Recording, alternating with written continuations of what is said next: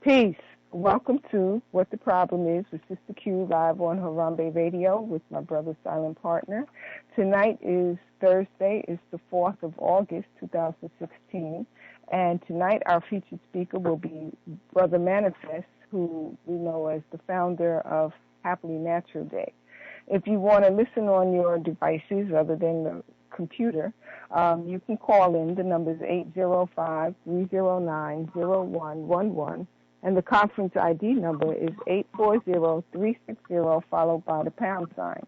Again, that's 805-309-0111, 840-360 followed by the pound sign. Peace, Brother Manifest. How are you this evening? Hey, Sister Q. How you doing, yo? It's been a long time I haven't talked to you. Yeah, for sure, right? Yeah, I've been watching your Happily Natural Days over the course of time.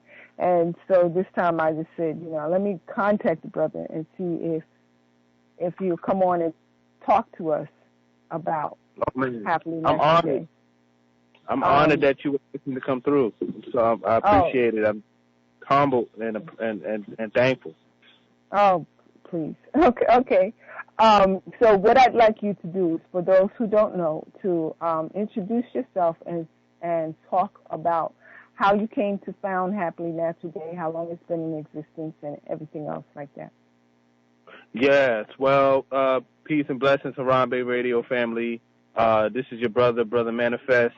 I've been an activist since I was in my early 20s. We came to the conclusion back in 2003 that it would be important to create spaces where we could be comfortable and affirming of our own cultural identity while at the same time addressing our health issues, holistic health issues in the African community. So back in 2003, I was working as a museum coordinator for the Black History Museum and Cultural Center of Virginia. And it was the year of the 50th anniversary of Brown versus Board of Education. And there was a big conversation around the court decision in particular. If those who are familiar with history, they may be familiar with Kenneth Clark and the doll study, and that doll study was used as evidence, was entered as evidence to argue the case for the desegregation of the schooling system.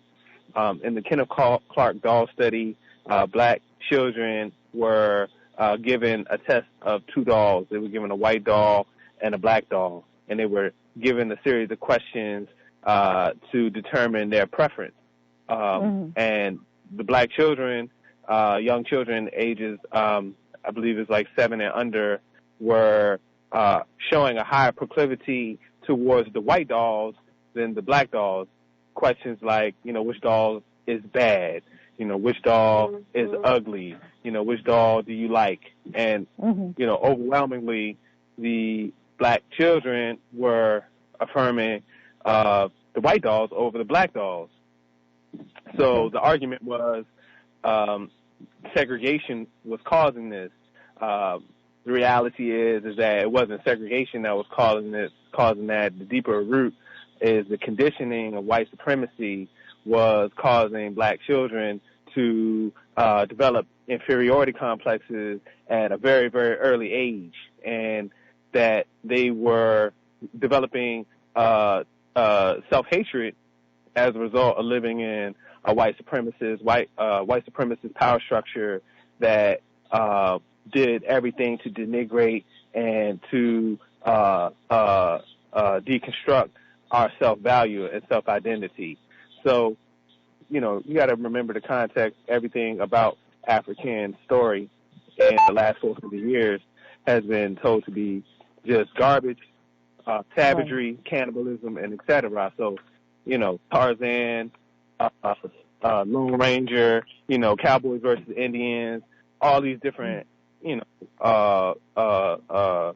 missiles, weaponry had been aimed at our consciousness for years. So as a result, that was one of the manifestations of it. So Brown versus Board of Education was in the air, and at that time, there weren't that many people who were affirming, their natural hair, which was a very easy conversation to have if we wanted to talk about inferiority complexes. In the black community, a lightning rod conversation is good hair versus bad hair, right? What is good hair? What is bad hair? Good hair is straight and wavy and, easy to get a comb through, and bad hair is nappy, curly, kinky, and, resist being crushed straight. So, our non-ether, antenna, what had been identified as being something that nobody wanted. So, at the time, we said that we would create a space that would be able to draw those contradictions out while at the same time promote us loving ourselves. So Black is Beautiful, to call forth Brother Harambee Brass and the Grand Doctor Models and, African Jazz and Art Society. And Harlem had been doing that back in the 60s. So I at that time, I was not aware of that, but later would come to know that everything that we were doing around promoting, love for African identity and aesthetics had already been done. We started the festival at the museum. They didn't have enough money to do their annual jazz concert, so I proposed that they let us use the space to, do this event. And, we called forth the poets. We called forth the MCs, the artists. We called forth the craftsmen, the artisans, and we called forth the master teachers. So we had Dr. Lala Africa at the first Happy Natural Day in 2003, and it was an amazing event. We had 200, 300 people there, in the back parking lot of the Black History Museum, and we hadn't really planned for it to be a mega success, but it was just what the community had asked for at that time. And so after we did it, the question was, were we going to do it again? And the answer was, why not? So we just kept it going, and now we're here, and this is the 14th annual Happily Natural. Okay, that's I didn't know, like the history of it. Wow. I just had been watching it come through for a long time, over the years I've been watching it. Yeah. So let me ask you, do you see that the reasonings for having created the Happy Natural Day, do you see that those reasonings are not as pressing now as they were in 2002 or in the 1960s, or do you think that we still need to have Happily Natural Day? Well, of that strong, it's almost like a learning, like a teaching experience. Well, that's a great question, Sister Q. The festival has evolved since when we first started it. We started it talking about natural hair. And, in that context, we talked about holistic health, culture, awareness, and African identity. So, anytime you start doing something with a particular intent, as time progresses, if you don't grow and change and evolve with it, then you stagnate it. And I think that what happened with the festival and what is happening and has happened with the festival is that we've grown and adapted to the needs of the community, very well. Now, I would like to say it's also been a growth and evolution in my own self and the other folks that are, participatory in the event. When we first started, there was nobody talking about natural hair like this now in 2016. And 2016, there's expos and, showcases and symposiums, and people have, books out, and there's bloggers, and they're teaching people how to style hair naturally. And it's definitely a space where natural hair has been accepted in many ways. But one of the things that I try to press with folks is that Happily Natural Day has always been more than about hair. It's been a space where we can talk about consciousness, what's underneath the hair, what's going on in your body. When we talk about living naturally, it's talking about wellness, right? And so that evolution of a conversation has been, the consistency of the festival. I would say that we're always going to have a conversation about inferiority complexes until, we can say that people in our community truly love themselves and start manifesting the actions that reflect self-love. And self-love is not just aesthetic conversation. Self-love is, a political conversation. It's an economic conversation. It's a wellness conversation. It's a family conversation. And so through the channel of Happily Natural Day, we've always stood steadfast on addressing, these bigger picture conversations. And that is why the festival stays relevant, because it's adaptive. It's adaptive to the needs of African people wherever they may so find themselves. I mean, this year's theme is reawakening, because in the consciousness of our people, we identify that with everything that's happening, across the country, with the police murders being more visible in the eye, that there's a political revolutionary consciousness and spiritual consciousness that's rising up amongst, the generation, the younger generation right now. So we also respect the fact that this revolutionary consciousness is nothing new.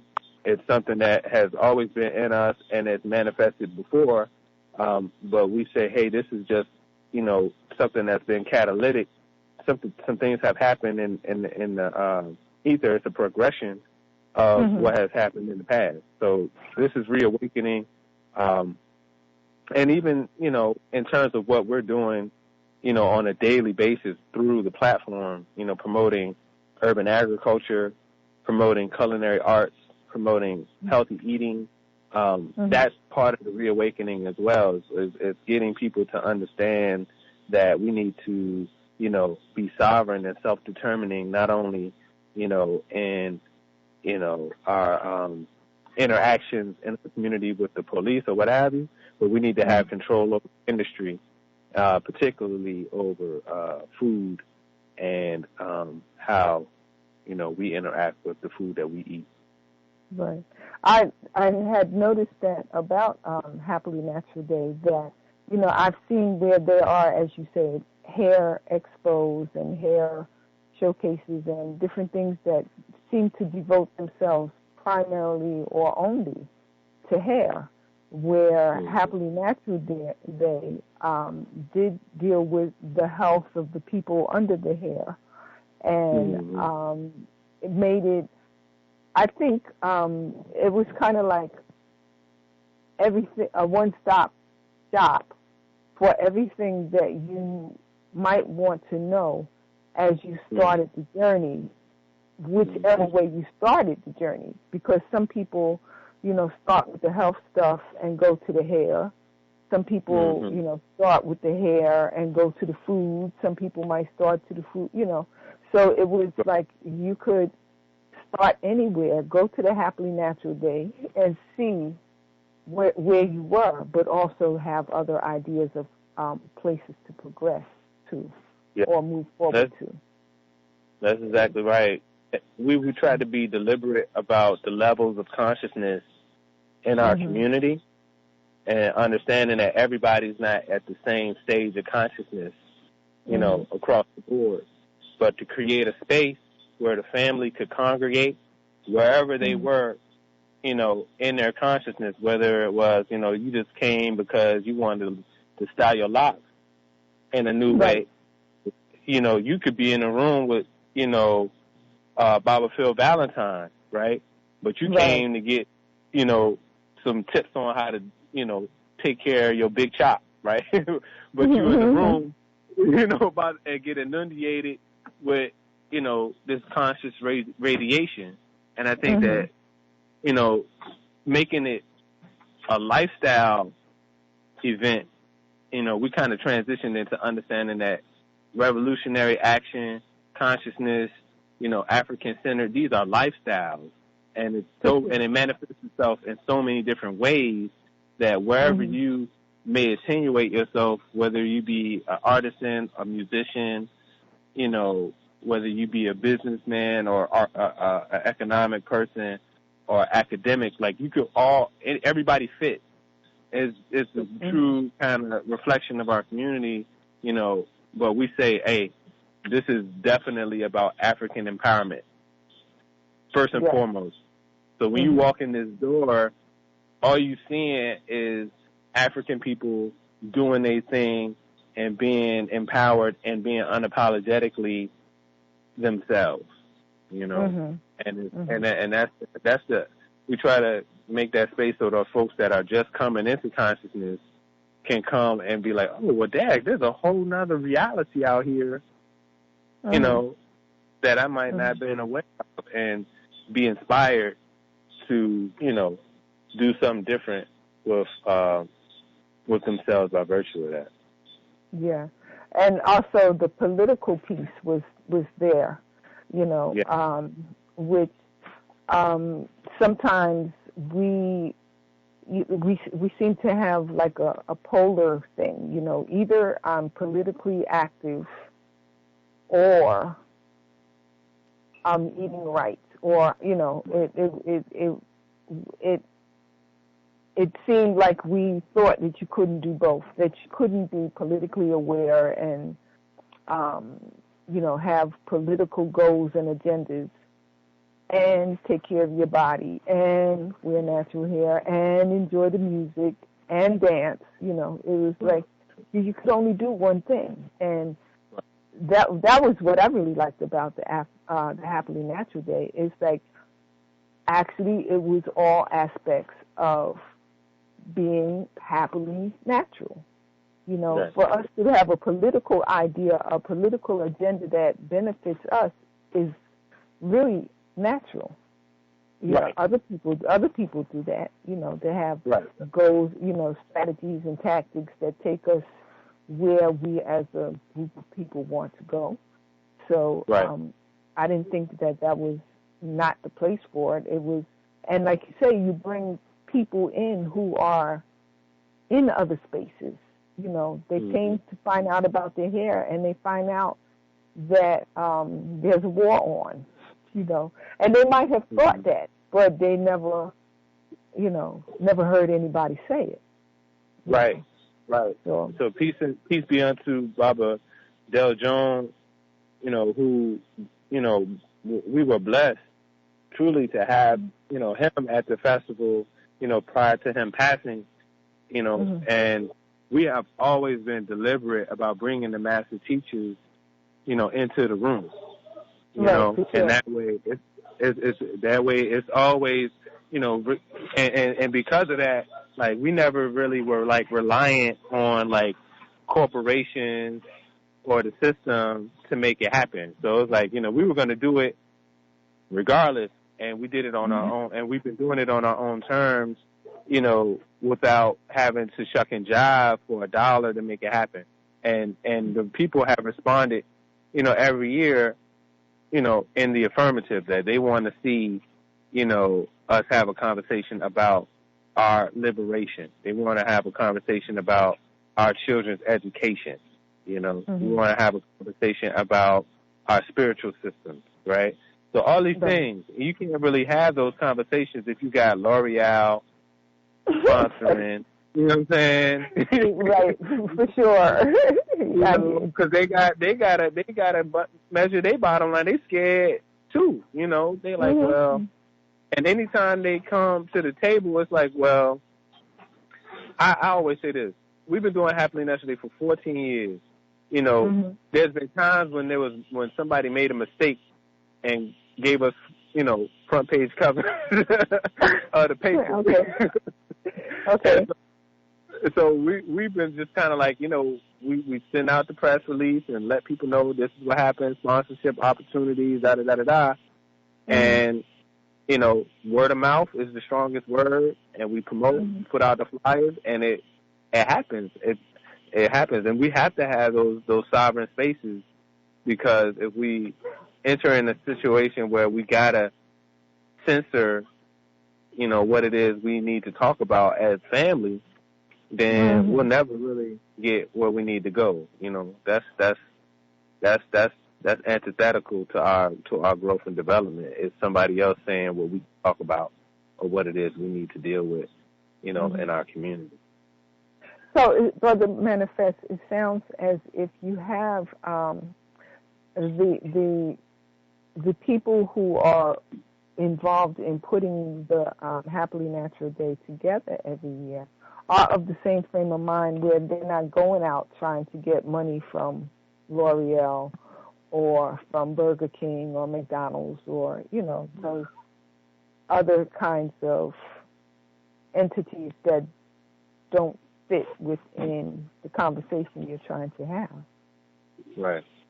I mean, well, the folks that work with me, like, we always look for collaborations and partnerships, but we also recognize that there's people that we like to think, some people like to think, not we, but some people, not we as in me, some people like to think that we live in this new society where, you know, everything's hunky-dory. But when you start getting into the conversations of class, you know, and privilege, like the people with the money that sponsor these natural hair shows and events, like they're not trying to give a festival that's promoting entrepreneurship in the black community money, because that's like they cut their own throat, you know. So why would they want to empower the small black business owner? You know, it's an interesting thing. We've had word that there was, like, you know, people scouting products, you know, at the festival, you know, like trying to seek out people to put inside of their stores and stuff like that. And it's all good. We gravy with that, but they never reach out to us as the organizers, you know. Right, so, I mean, we just chalked it up to the nature of capitalism. Like, they don't, and it's not saying that we not looking for sponsorship, but we're very deliberate in terms of who we want to sponsor the festival, right? So if the Koreans come and they want, and Sally Beauty Supply want to come, don't think so. Yeah, nah, that's okay. Thank you, though. Right. Appreciate the offer. Right. You got to pass it. Yeah. You know, when you were mentioning about sponsorship, I remember, I forget what, it was an Essence thing years ago. It was, I think it was before 2000. It was 1990 something. And Essence, I think it was doing some kind of women to women kind of expo thing. Yeah. And it was growing very big. And I knew a lady that was one of the speakers, and I said, you know, this can't keep going the way it is, because you all are trying to teach women how to, you know, lead the corporate workspace and create their own industry, or how to do the natural hair thing. You know, that was her particular point of reference. And I said, you know, Staples and these big corporate office supply places and these, you know, these places are not going to support a gathering where this is what the message is. And she didn't believe me when I told her that, but after a while she saw that she couldn't say what she wanted to say because the sponsors were like, no, we're trying to get black women to stay on the job. We're trying to teach them how to do, how to stay on the job, how to leave their man, how to do all of these things, and you're trying to teach them the other way. We can't have that. So it didn't. So they co-op. Well, yeah. I mean, either you have to change the message, and you can't say what you want to say exactly the way you want to say it, or you can't, or you have to deliver their message. Right. So and that's the thing. That's definitely an issue. I take issue with it. As an organizer, I feel like anytime a mass of black people is coming in the room together, we need to have some conversation about what we need to be doing in our community. Specifically, and we got to take the gloves off and be able to talk real talk. But if you in that joint and you like, oh, well, we might lose the money. Right. It's and a lot of these organizers are out, they just trying to make a dime, on the backs of the people. So that's the challenge. Is like they got an audience, but they're not really trying to be politically astute. We've been doing this for 14 years, and I came to the understanding that there was nothing that was differentiating our audience from other audiences other than our message. We stood on the same platform. We were attracting the same. We were attracting demographics. Women, in their 30s and 40s, and that were college educated, that were making $50,000, $60,000 a year on their jobs, that had families and kids. But the problem was, they didn't want to give us the money, so I stopped asking. Right. Okay. Like, well, why would you do the same thing over and over again expecting different results? I was like, well, you know what? They ain't trying to give us the money. Well, we just going to make it so that we don't need the money. And when we got to the place where we didn't need the money, in the sense of to make it happen, the people started responding. We started charging like $10 for entry, because we're doing it for free, but it got to the point where it was getting bigger than we could handle for free, I understand. Basics had to get bigger and stuff like that. And, we were trying to pay for make sure people from out of town could come and speak, and be taken care of at the same time. So, it's a sustainable affair, truly. Like for us, it's sustainable. Like and at that same time, like the festival, I try to tell people that the festival has a life of its own. It's its own entity. It's like it has legs and it grows. It's like a teenager that kind of evolve, and it's like this is how we want to do. This is how it's going to happen. People, people want to see this. We give people what they want, but we add in the element to respond to what, we feel is necessary, at the time or in a particular junction. So like now, like we've been real heavy on the culinary arts, because as we got into the conversations around food and local food production and food deserts and stuff like that, we started finding out that people didn't know how to eat, healthy. Like they just didn't have any idea. And, they were going on the line and finding all these culturally irrelevant recipes and diets that didn't speak to an African core.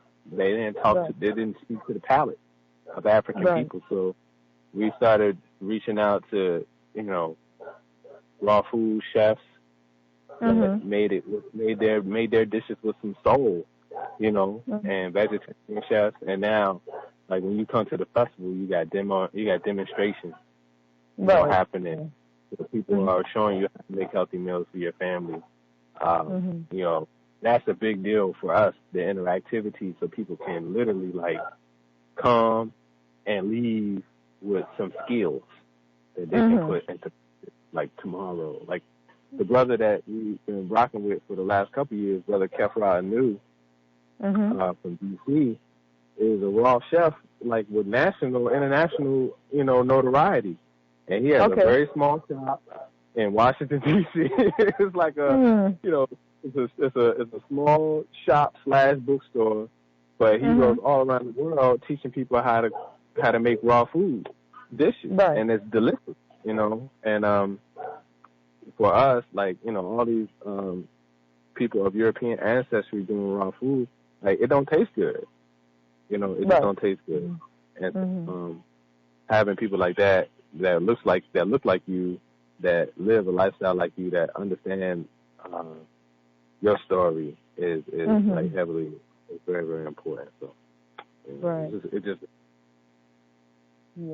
that's one of the things about the seasoning and stuff is we have a different, because you can make it's like people that stop eating meat and they find out that you can season any vegetable in the way that you used to season your meat, and it tastes, because it wasn't the meat itself that you had a taste for, it was the seasonings on the meat, Exactly. So, and the textures too.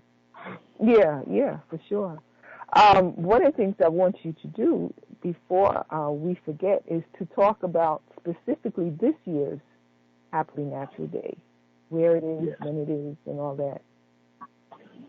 Well, this year's Happily Natural Day is August 27th in Richmond, Virginia, at a venue called Plant Zero, which is a warehouse in the warehouse district. It's a huge venue.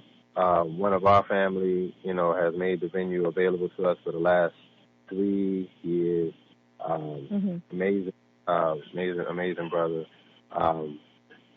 We this year are highlighting Brother Methuselah from Atlanta, Georgia. He's a vegan, vegetarian chef / hip hop MC. And I mean, the brother's super talented. But he's also an urban farmer, and he also is a chef. So he's going to be doing a hip hop and wellness presentation at the festival this year. Brother Kefra New from Kefra's Raw Food in D.C. will be doing a raw food demonstration at the festival, teaching people how to prepare raw food.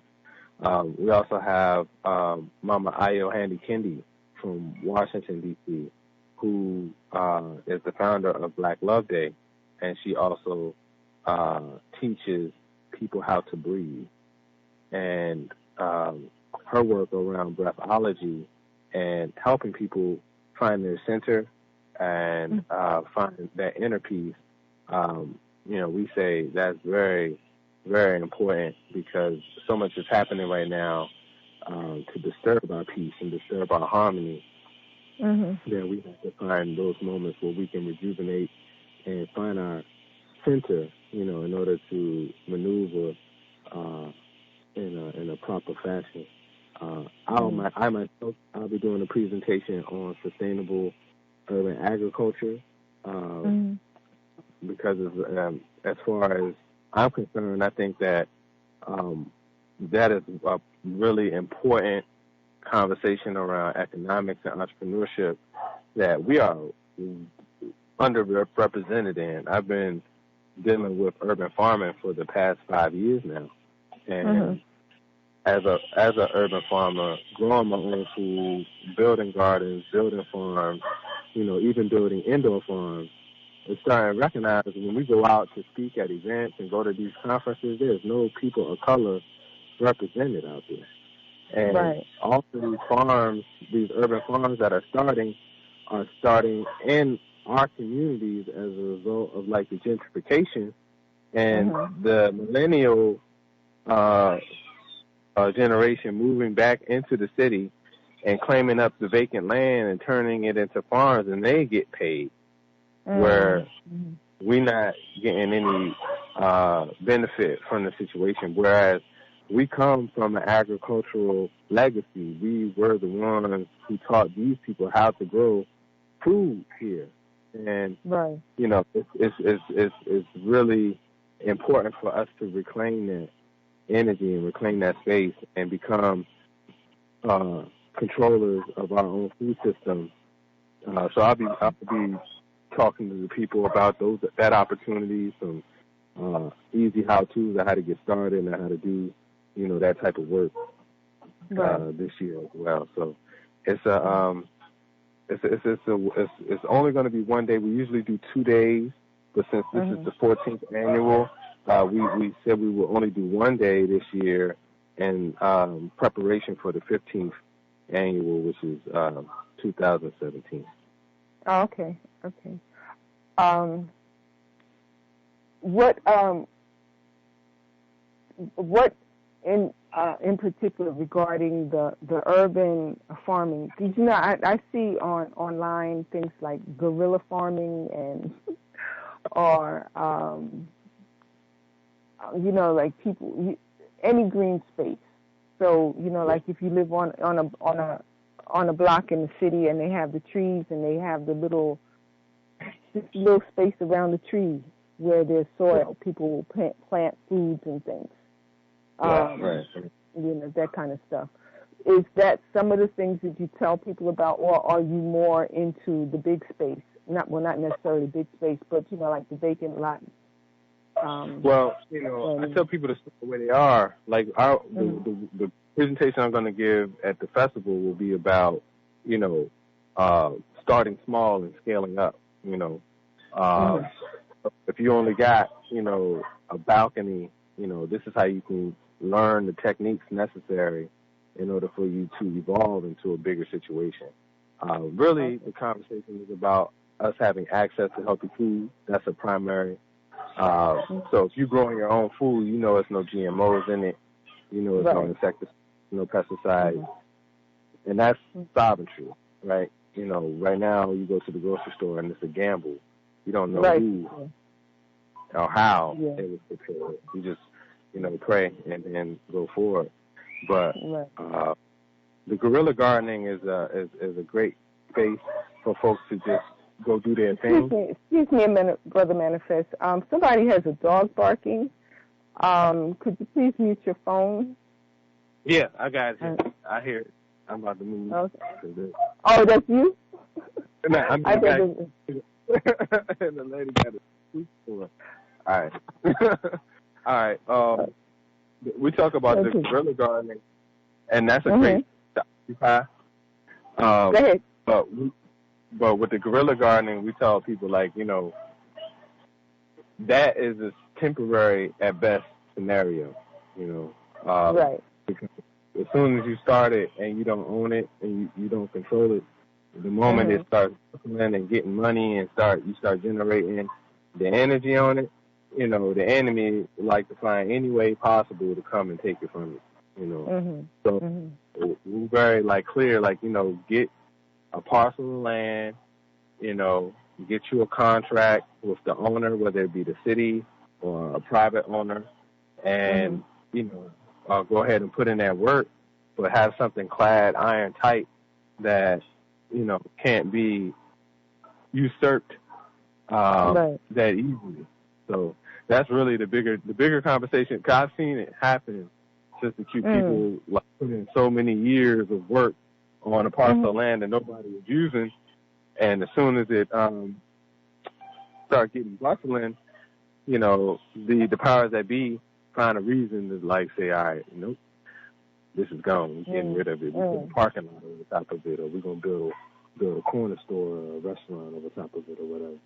So we try to get people to start thinking about industry, as it relates to food, and because everybody has to eat. For sure. It's not going out of style anytime soon. So if we can develop small spaces and systems of aggregation of the food that we produce, then we can employ our people, as producers and distributors of something that we need that's not going out of style. We can sell vegetables to, whomever. But it's really about us being mindful about the importance of entrepreneurship. Another level of self-determination, basically. Exactly. Yeah. Exactly. And getting connected back to the land. You Mm-hmm. know, I work with farmers from the county, Mm-hmm. you know, from the rural areas, and that's a piece of the puzzle. Like we live in the city, but we need to have relationships with the rural areas so that if things hit the fan, we know where to go. You know, we know how to, you know, prepare. We know how to build shelters. We know how to, you know, develop systems that can feed masses of people. And right now we're not at that stage of readiness, and we need to be preparing and getting ourselves mentally, you know, adept. Yeah, and there are, you know, like farmers with tracts of land that are getting older and can't, you know, is getting difficult for them to farm their land, and they are looking for people. What I think I forgot what it's called, but it's like where I say that I will rent a piece of your land. Yeah. For you know, for a year or whatever, and I will, whatever I earn, I mean, whatever I grow, I'll give you some of it, and I keep, you know, some of it, and I could sell some of it or whatever. It's, you know, we have so many situations with available solutions, but we haven't been creative, I think, in our thinking. We, you know, because we could say, well, this is a problem right here, and this is a problem right here, but then we don't think that the solution to each of these problems is for us to come together. You know, exactly. You've got the land, I've got the skills, or I've got the, you know, the energy or whatever. You could teach me what to do. You know, exactly. Yeah. Exactly. And that's a blessing. Like the farmers that we've met have been, you know, overwhelmed with enthusiasm to teach. You know, because it's so rare to get people consistently, you know, to come through. Right. But now I'm finding that there's a drive, there's a desire, you know, in our community, especially, you know, as conscious Africans, to, you know, reconnect with growing. And so, you know, those mentors are you know, indispensable for the success of itself. I got, you know, my hands dirty by virtue of working with farmers. You know, all the black farmers kind of came and put me underneath their wing and were, you know, giving me tips and techniques and skills and talking to me about how to grow and, you know, and also helping me understand the business of farming. You know, that's a thing that we kind of underestimate, is that the farmer is a businessman. Exactly. For sure. Yeah. And he has a real serious bottom line. So, and we got to get tuned into that. I mean, this is the thing. But okay. We lost so much land back in the 50s and 60s, in the 70s when we moved into the urban area. And, you know, our generation, like in the 30s and, you know, 40s, like didn't see the value in the land, so a lot of folks started selling it. And then, you know, because the farmers couldn't get financing and loans from the USDA, they lost a lot of land. It was like, you know, only like .something% of the farmers in the country now are black. Right. So, you know, it's insane to me that we came here specifically for agricultural purposes, but when you look at who's farming now, it's all white men. You know, and even they are aging out. But now, in the rise of the new farmer looks like the white boy from Silicon Valley. You know, and he's got a high-tech indoor farm with aquaponics and solar power, and it's like they've even surpassed us in that. It's like, well, so, I had a conversation. I had the pleasure and the blessing of working for Virginia State University at HBCU to help them build an indoor farm in Petersburg, Virginia. And so, the conversation about solar power, the conversation around vertical farming, around aquaponics, around rainwater catchment, all that stuff is we can do so much more with food production in 2016 than we could in 1980. And it's a lot easier and it's a lot more efficient, and it's not like you rely on the technology, but you figure out ways to synergize with it so that it makes sense, and and you can make money. We're all, like, at this time, me personally, Sister Q, I'm focused on how do we develop systems to employ our people. What exactly needs to happen so that we can, systematically train people in the community to take over the land in their community and be producers and sell to their own community and to others. And it's a wide open space, but, we lack the technical expertise, and we also lack the resources, financial, to make it happen. But those things can be surmounted, with ease. It just takes time and dedication. Right.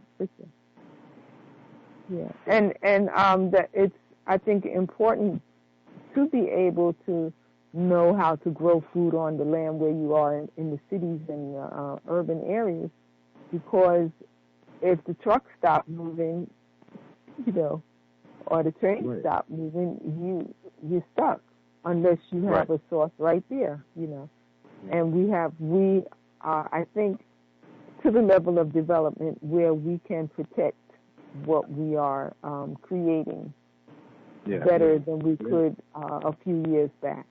So, and this is nothing new, though. That's the thing, is also this is Sankofa, because before we moved into the cities, we grew our own food anyway. So our grandmothers and great grandparents, they were predominantly, vegetarian. They were plant-based diet because nobody could afford to be killing the cows every time, they had dinner. Like, that cow was expensive, right? Right, yeah. And then too, what you had was, a time to kill the particular animals. You didn't, it's like a friend of mine told me, you didn't eat rabbit all year long. You had to wait until a particular time of the year for the rabbit to do its teeth. The rabbit does its detox once a year. Right. So you wait till the rabbit detoxes, and then you hunt rabbit. And that's a very short span of time, which, we've gotten away from all of that stuff, So it's and my I don't think my grandfather is unique in this. My grandfather moved to the city from the country, and he had a yard. He grew food in the backyard. So coming up, we knew of gardens in the, not just decorative gardens, but gardens that fed people as well. Right. So that's a continuum that we operate in, is connecting those. I would say personally, like, for Happy Natural Day and, myself, once we started going, and building in the community, like, things accelerated at a fast rate. So this is also a conversation about us moving from dialogue about our problems into practice around Right. And in that practice, learning how to collaborate, learning how to cooperate with one another, learning how to partner with each other. Like, those things, those are essential skills. We talk about them, but we really have to find ways to make that type of stuff happen, and to solve practical problems in our community. And once we can, I can figure out how to collaborate with you in order to grow, 3,000 square feet of vegetables, then we can have a conversation about intentional, housing and how can I build some homes and build a greenhouse. How can we develop a distribution system? These things this is nation building, Right, exactly. And the nation building is not a rhetorical act. And that's for me at 36, it got to a point where I was like, man, I'm tired of talking to y'all about this. Like, we come together and we have a study group and, we did that and did this and we go to the lectures. Like, man, why are we still talking? Like, why we got to talk all the time? Like, I want to do something. Let's do something together and assess it, reflect on what worked, what didn't work, and improve on it. Like, let's get out of the talk box and get into the actual work and, find a space to just practice. And the garden is a perfect place. The farm is a perfect place because it's something that everybody in the system, everybody in your neighborhood, everybody in your clan or in your tribe needs something to eat. Right. And everybody can participate. Even, children can participate. The older family members, a great wisdom resource. A lot of them have great skills in that can be applied to food production. And it goes beyond just growing the food too. Then you have the canning and the drying and the yes, exactly.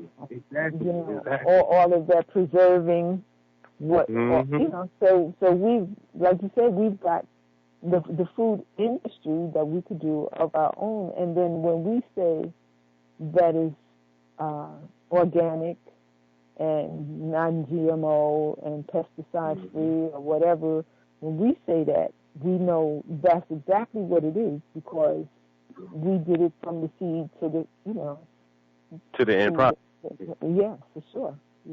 And then even down to the products, the skincare, the body care, the hair care. These herbs, they come from somewhere. These oils, they come from somewhere. So, if I grow lavender at my garden, I just, I got some lavender from a gardener and I took and she grew the big bushes of lavender, the ones that grow up to about like 3-4 feet. And she, harvested the flowers and gave me a brown paper bag full of lavender. So I took the lavender. My car I had left my windows open in the car, and it was a storm that came through, and so the floor of my car got flooded. Right. So it was, it had that smell, that stink, in the the mildew car. smell. Yeah. So I took the lavender.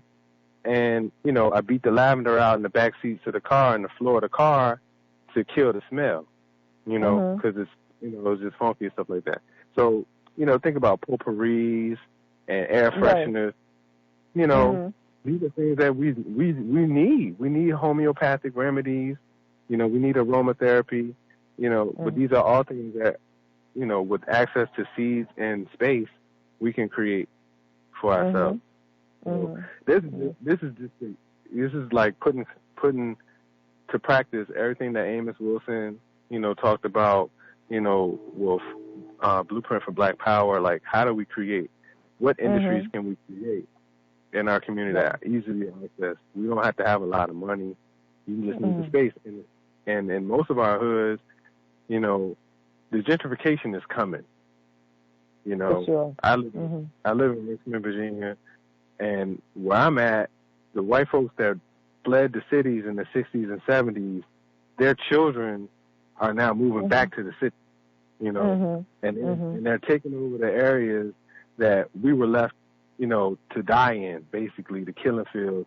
They're tearing down the project, and all the areas that were affluent, black, middle class have kind of got run down because we, in our consciousness, we ran after the white folks and ran to the county, to get a house out in that area. And as soon as we did that, they said, well, we don't want to be around y'all here either, so we're moving back. So we're moving back. We're buying back. Our children will buy back from your children. Exactly. That you bought from us. you. So exactly. It's And the house that we didn't want your kids, the house that we moved out of because we didn't want our kids to go to school with your kids. Mm-hmm. You know, Mm-hmm. and they're getting it for pennies on a dollar. You know, because the house was right now, and we couldn't, you know, during the 60s or 50s, we couldn't get, you know, mortgages and financing to upgrade our homes like the white folks did, you know, with the federal loan programs, the FHA and all that stuff, redlining. And so the same areas that were redlined in the 50s and the 60s are the same neighborhoods that these millennials are moving in and buying up all the houses. You know? So, you know, it's coming, so grab it up now so you own it, and, you know, we could do what we need to do in our own neighborhoods and be in control of it instead of them coming in and they doing it and we standing on the sideline while they making, you know, $50,000, $60,000 a year being an urban farmer because they selling, you know, spinach to the, you know, their nice restaurants for $2-3 a pound. You know, well, we could have did that. You know, right? It's not outside of our capability. Exactly. So, Brother Manifest, would you please let people know how to get in touch with you regarding Happily Natural Day and any other projects that you've got going on? Yes, you can reach out to us, get in contact with us through happilynaturalday.com. We're on the social medias, so Happily Natural Day Festival on the Facebook. You can go to our website for the Urban Ag. We have two websites, renewrichmond.org and urbanagcenter.com. The urbanagcenter.com talks about the indoor farming work that we've been doing, and the Renew Richmond org talks about the traditional urban farming that we've been doing. You know, I'm Brother Manifest on just about all my social media, or Deron Chavis. So, you know, I look forward to connecting with whomever is interested. You know, I'm more than happy to share, you know, sample proposals or sample contracts to get, you know, land to develop into urban farms, and books or resources that I have or any type of information to get people, you know, up to snuff on that. And then Happily Natural Day, you know, we're definitely always looking for collaborators, partners, vendors, musicians, speakers. You know, it's an open field, always available and interested in collaborating with the people. So. Okay, and so for if they want to know how to get to Happily Natural Day and all that, they can go to happilynaturalday.com for that. Yes, indeed. They can go to happilynaturalday.com. They can email us at happilynaturalday@gmail.com. Okay, thank you. It's time for us to get out of here. So I would say this has been What the Problem Is with Sister Q, live on Harambee Radio with my brother, Silent Partner. And our featured speaker for tonight has been Brother Manifest, who is the founder of Happily Natural Day in Richmond, Virginia. And we will be back next Thursday. Not Brother Manifest, but What the Problem Is will be back next Thursday. And Brother Manifest, would you have one more quick thing you'd like to say as you sign out? Everybody got to eat. But where they gonna get their food from? And they can get it from you. Thank you. And thank you, Sister Q, again for bringing me on. I'm honored. You know, I appreciate your energy. Thank you for staying steadfast in the work. Thank you. Thank you, Brother Manifest. And with that, I will say peace. Harambee, Harambee, Harambee.